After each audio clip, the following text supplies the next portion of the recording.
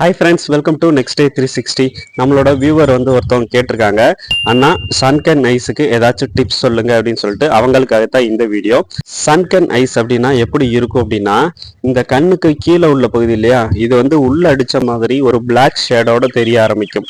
இதைத்தான் வந்து சன்கன் ஐஸ் அப்படின்னு சொல்லுவோம்.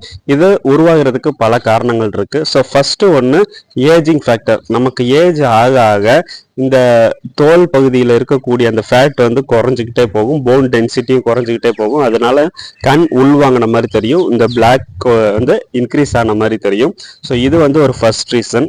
அதே மாதிரி நமக்கு டீனேஜில் இருக்கக்கூடிய அந்த ஸ்கின்ல இருக்கக்கூடிய கொலாஜனும் வந்து குறைஞ்சிக்கிட்டே போகும். ஸோ இதுவும் ஒரு காரணமாக இருக்கும்.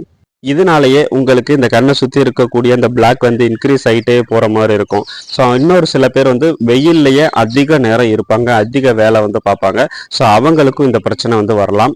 இன்னும் ஒரு சிலர் வந்து உடல் எடையை குறைக்கிறேன்னு ரொம்ப வேகமாக சரசரன்னு உடல் எடையை குறைக்கிறதுக்கான வெயிட் லாஸ் ஜேர்னியில் வந்து இருப்பாங்க. ஸோ அவங்களுக்கெல்லாம் வந்து இந்த ஃபேஸில் இருக்க சதைகள் வந்து குறையும் போது இந்த கண்ணை சுற்றி இருக்கக்கூடிய சதைகளும் குறையும். அதனாலையும் இந்த பாதிப்பு வந்து வெளியில் தெரிய ஆரம்பிக்கும். ஸோ இந்த மாதிரி காரணங்களால உங்களுக்கு இந்த சன்கன் ஐஸ் வந்து வர்றதுக்கு ஒரு காரணமாக இருக்கும். ஸோ இதை எப்படி வந்து தடுக்கிறது, என்ன முறைகள் வந்து நம்ம ஃபாலோ பண்ணலாம்னா, டெய்லி நல்ல ஸ்லீப்பிங் வந்து உங்களுக்கு முக்கியம். தூக்கம் வந்து நீங்க ஒரு 8 மணி நேரம், குறைஞ்சது 7 மணி நேரமா வச்சு நீங்க நிம்மதியான ஒரு தூக்கம் உள்ள ஒரு லைஃப் ஸ்டைலை டெய்லி ஃபாலோ பண்ணணும்.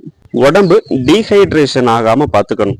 ஒரு நாளைக்கு போதுமான அளவு தண்ணீரோ அல்லது ஜூஸோ உடலை குளிர்விக்கக்கூடிய, அதாவது ஹீட் இன்க்ரீஸ் ஆகாம குளிர்விக்கக்கூடிய உணவுகளை நீங்க எடுத்துக்கணும். தண்ணி ரொம்ப ரொம்ப இம்பார்ட்டன்ட். அதே மாதிரி நீங்க ஸ்மோக் பண்ற ஒரு நபரா இருந்தீங்க அப்படின்னா ஸ்மோக்கிங்கை வந்து ஸ்டாப் பண்ணணும். ஸ்மோக்கிங் பழக்கம் இருந்துச்சுனாலும் இது வந்து கண்டினியூ ஆகும். அப்புறம் இந்த அவுட் சைடில் என்ன பண்ணலாம்னா, கண்ணை சுற்றி நீங்கள் சின்ன வயசுலேருந்து கேள்விப்பட்டிருக்கிறதா, இந்த வெள்ளரிக்காய் இருக்கு இல்லையா, குக்கும்பர், அதை வந்து ஸ்லைஸ் பண்ணி நைட்டு படுக்கும்போது ஒரு 1/2 hour இல்லை 1 hour நீங்கள் கண்ணில் இப்படி வச்சுட்டு நீங்கள் வந்து படுத்துடலாம்.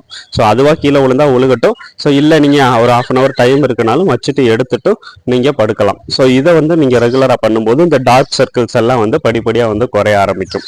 ஸோ இதுதான் வந்து பெஸ்ட் ட்ரீட்மெண்ட்ஸு, ஈஸியாக வீட்லேயே வந்து பண்ணக்கூடியதில். ஸோ இதை நீங்கள் ட்ரை பண்ணுங்கள், உங்களுக்கு எளிமையாக வந்து சரியாகும். ஸோ இன்னொரு முக்கியமான ரீசன் நீங்க தெரிஞ்சுக்கணும், இந்த சன்கன் ஐஸுக்கு ஜெனட்டிக்காவே வந்துச்சு அப்படின்னா இதை நம்மளால ஒண்ணுமே பண்ண முடியாது. இது வந்து ஜெனட்டிக்கா பரம்பரையா தொடர்ந்து வரக்கூடியதுதான். ஸோ அதை நம்மளால ஒன்றும் பண்ண முடியாது அப்படின்றது நீங்க தெரிஞ்சுக்கோங்க. இந்த வீடியோ நான் சொல்லியிருக்க டிப்ஸ் உங்களுக்கு யூஸ்ஃபுல்லா இருந்துச்சுன்னா ஃபாலோ பண்ணுங்க. சேனலை மறக்காம சப்ஸ்கிரைப் பண்ணி நமக்கு சப்போர்ட் பண்ணுங்க. தேங்க்யூ.